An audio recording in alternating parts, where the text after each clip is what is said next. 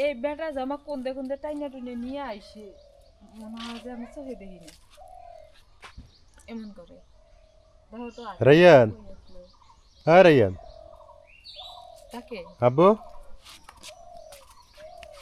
ওই দেখো এ তো ভালো দেওয়া নিয়েছে দেখি। এ দেখো, এ কই যায়, দেখি কই যায় তাই দেখি। দেখো তো ভালো দেওয়ানি। আসসালামু আলাইকুম, কেমন আছেন সবাই? আশা করি সবাই ভালো আছেন। রাইয়ান ইদানিং অনেক দুষ্ট হয়ে গেছে, দেখেন কই কই যায়, ও কোনো মানে ঠিক ঠিকানা নেই। একটু দুষ্ট হয় নাই ভালো দুষ্ট হয়েছে। ভালো দুষ্ট হয়েছে। এগুলো কি রে? শাক, কলমি শাক লাগাইছে। কলমি শাক, লাল শাক। এইটুক জায়গাতে কত সুন্দর হয়েছে কলমি শাক, লাল শাক। অনেক সুন্দর হয়েছে। ভুট্টা এখনো পাকে নাই। না এই যে পাকা শুরু করছে হ্যাঁ, আর 1 মাস মনে হয় যাইব। আর 1 মাস। হ্যাঁ ভুট্টা লাগাইছে দিনাজপুরে না? এ, একে দেখো তুমি ঘাস উঠাও ওরে লক্ষ্মী রে দেখো ঘাস উঠতেছে কিছে, ঘাস উঠায় ওই দেখো ঘাস উঠে দিতেছে। তুমি বড় হও আল্লাহ তোমাকে বাঁচায় রাখুক তোমাকে ছাগল নিয়ে দেবো হ্যাঁ তুমি ছাগল নিয়ে আইসা রক্ত ছাগল এখন কিনে দেওয়া যায়, কিন্তু ওই যে জায়গা নাই তো রাখার। দেখি কই যাই একটু হেঁটে বেড়াই। তুই ভুট্টা ক্ষেতের মধ্যে হুম, এগুলো কি ঘাস রে? বেটাও ভুট্টা খেতে নিয়ে আইছে ঘাসগুলো দেখছো কত সুন্দর, এটি গরু খাওয়ার জন্য বলে। গরু খাওয়ার ঘাস। বাবা হাত কাটবো ভুট্টা গিলা অনেক সুন্দর হয়েছে আমরা এই আমা- কয়দিন খামারি যায় ভুট্টা গিলা বড় বড় হয় আমার মনে হয় কি জানো, আমরা ফ্রেমের মধ্যে আটকে গেছি, হুম একটা সার্কেলের মধ্যে আটকে আছি না? হুম আমরা বেরোতেও পারতেছি না, আবাদ বসতি করতে পারতেছি না। ওই মাঝখানেই পড়ে আছি এইদিকেও যাইতে পারি না এদিকেও যাইতে পারি না মাঝখানে পড়ে গেছি, সত্যি কথা। আবাদও করতে পারি না, ঠিক মতো সংসার হইতেছে এমন থাকলে এইরকম থাকলে তো মনে করো ফুটতে পারে এরকম তো না না। আমাকে আসলে এমন একটা চাপে আছি, না হইতেছে সংসার, আবাদ বসতি, না হইতেছে কি। আহ বাবা তুমি এমন দেও করো দাও, কে? ওকে পার করে দাও, পার করে দাও।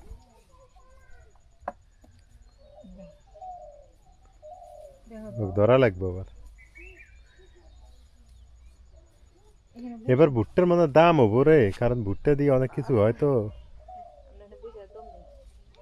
তো অনেক দুষ্টামি করছো তুমি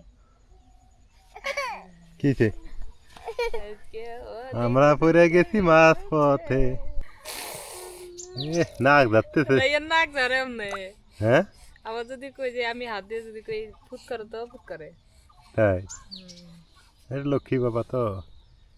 এই ভুট্টা খেতে জন্য এই জায়গাগুলো কেমন জানি অন্ধকার অন্ধকার লাগে না? ভুট্টাটি কাটলে জায়গাটা ফাঁকা হইব হুম, তখন ভালো হবে। এই জায়গায় একটু ঠান্ডা আছে অনেক দিন থেকে এদিকে আসা হয় না। এদিকে আসলাম, ও কত সুন্দর মরিচ হয়েছে। এবার মরিচের দাম কম, 40 টাকা কেজি, 30 টাকা কেজি কাঁচা মরিচ। এই যে কাঁচা মরিচ কেজি প্রতি 30 টাকা, 40 টাকা।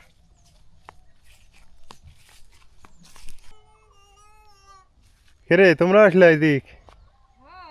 হ্যাঁ, রাইয়ান থাকে না তাই এই জন্য এসে বললাম ও মরিচ লাগাইছে সেই সুন্দর হয়েছে এক কাজ করা লাগবে বুঝছো, 2-1 বিঘে মাটি বন্ধক নেওয়া লাগবে। বন্ধক নিয়ে এইরকম মরিচ টরিচ লাগাইলে তা ব্যস্ত থাকা যাবে, কাজের মধ্যে থাকা যাবে। মরিচ পেঁয়াজ রসুন হুম, তারপরে শশা দেখো না দিনাজপুরে কি শশা নিজে খাওয়ার জন্য করলে তাও হবে না। হ্যাঁ বেচতে পাইবে না ভাই 1 বিঘে মাটি নিলে তাই হয়। 1 বিঘে মাটির দাম তো তাও 3 লাখ টাকা লেগে, 3 লাখ টাকা বন্ধক। অনেকে বন্ধক বোঝে না, বন্ধক জিনিসটা কি, আপনি 3 লাখ টাকা দিবেন, দিয়ে ওই জমিটা আবাদ করে আল্লাহ ওই জমিটা আবাদ করে খাইতেই থাকবেন, যতদিন ওই টাকা ফেরত দিবে না ততদিন ওই জমি আমার। অনেক সুন্দর হয়েছে হ্যাঁ, জায়গাটা ফাঁকা আছে। দেখতেই ভালো লাগছে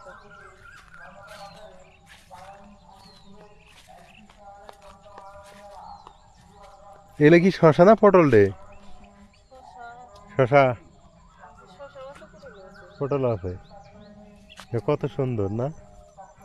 এই যে খালি এটা খালি শশা লাগাইছে হ্যাঁ, তাছাড়া সবই পটল কৃষিকাজ করা লাগবে কৃষিকাজ করলে কি হয় মন ভালো থাকে সবসময় কাজের মধ্যে থাকলে ভালো লাগবে আর কাজ কাম নাই এ খালি রাস্তায় রাস্তায় বেড়ায় আর কোনো কাজ নাই আর মনের মধ্যে চিনতে কুচিন্তে ঢুকে যায় আর কাজ করলে মনে করো কাজের মধ্যে মন থাকে দিনও কাটে আচ্ছা ভালো। যাও, এবার তোমাকে জমি নিয়ে দেব, বন্ধক নিয়ে দেব। বন্ধক বলতে কি, হ্যাঁ আমি জানি।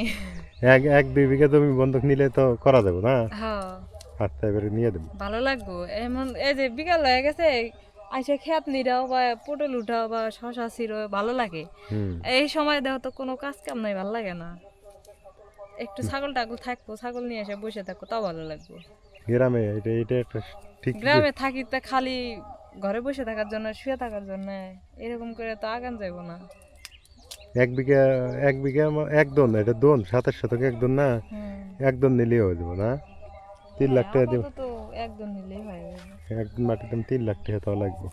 হোক আস্তে আস্তে হবো, একবারে কি গাছে ওঠা যায় লাভ দিয়ে, আস্তে আস্তে হবো। চলো চলো বাড়িতে।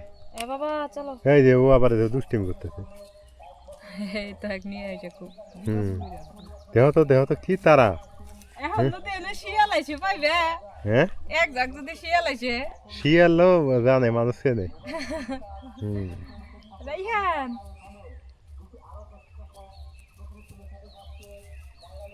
দেহ কি কি মনে পাইছে ও, ওদের কি শুরু করলো ওই দেহ। শাক উঠাই হ্যাঁ নিয়ে যাও, শাক উঠে নিয়ে যাও বাড়িতে। ইহ, ইহ। চলো। তো কথা ঠিকই বলছে নাজমিন, একটু জায়গা জমি আসলে ওই যে আমরা ফ্রেমে আটকে গেছি, আমরা একটা বাউন্ডারির মধ্যে বা একটা বান্ডিংসের মধ্যে পড়ে গেছি। এপারও যাইতে পারি না, ওপারও যাইতে পারি না। না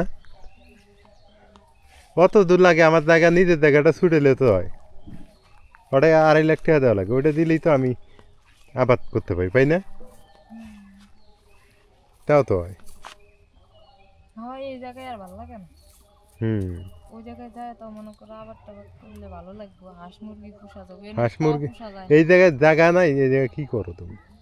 2 বিঘা মানে 2 শতক জায়গা আঙ্গরাটাই, একটা দুইটা ছাগল পুষলে তাও আগে। এখানে একটা ছাগল ঘরে উঠে এই হবে তাও নাই। খালি এমনি হাতের উপর আর কতই কতই চলে, এটা কথা খারাপ কমই,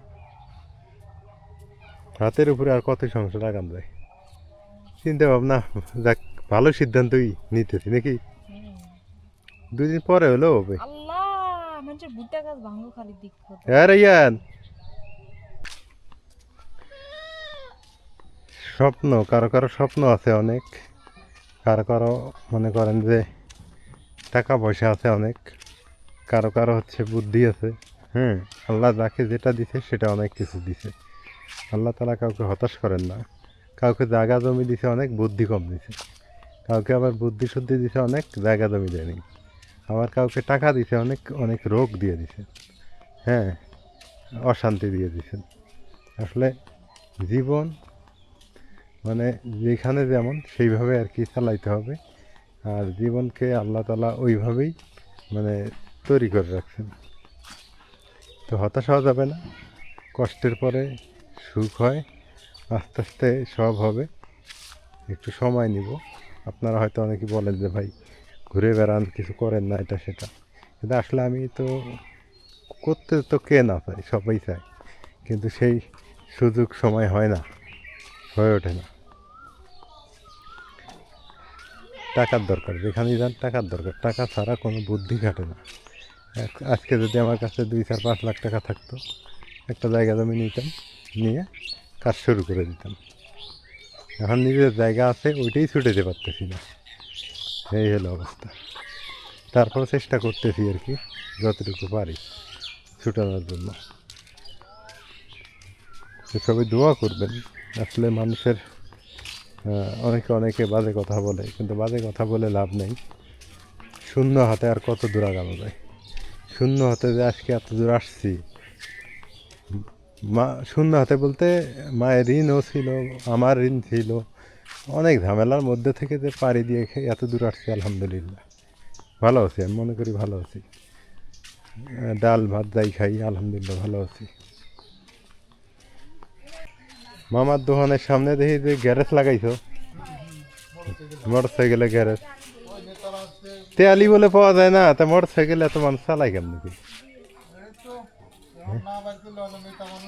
ও নেতারা আসছে, ওই যে বল দিবে রয়েছে বাচ্চা কাচ্চা। আমি তো মোটর সাইকেল বাইরে সাহসই পাই না, তেল নাই। তেল না থাকে নাই, পরে পানি ঢেলে দিবা। পানি ঢেলে দিমু, হ্যাঁ, এই বাংলাদেশ, পানি ঢেলে দিয়ে চালাও।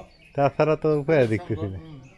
তেল নাই, কিছু নাই। যেহেতু তেল আমাদের দেশের সরকার তুলতে পারে মাটির নিচ থেকে হুম। তেল পানি সহজেই কল চাপ দিলে বাইরে তো পানি দিয়ে গাড়ি চলাই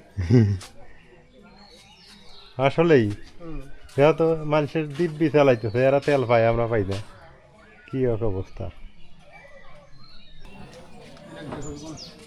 এই অটোটা কিনে দিছে কত টাকা দিয়ে কিনে দিছে? 1,20,000 ওর জামাই কোনটা? কয় কি? না আমি তো আসলে ওকে দেখি নেই। দেখেন এখানে অটোর কারখানা, এই যে একটা অটো, এই যে একটা অটো। আর হইলে অটো পাওয়া যায় না আজকে, এই যে একটা অটো 10-12টা অটো, আর হলে অটো পাওয়া যায় না আজকে, আবার অটো দিয়েছে লোড। রে মমিন, আর হলে অটো পাওয়া যায় না আজকে, একেবারে অটো দিয়ে লোড। ওয়ালাইকুম আসসালাম। হ্যাঁ ভালো আছো না? কই গেছিলে?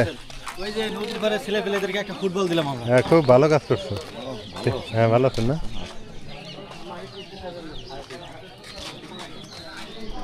অটো দিয়ে লোড। হ্যাঁ হ্যালো, কে রে অটো লাইন ধরছে?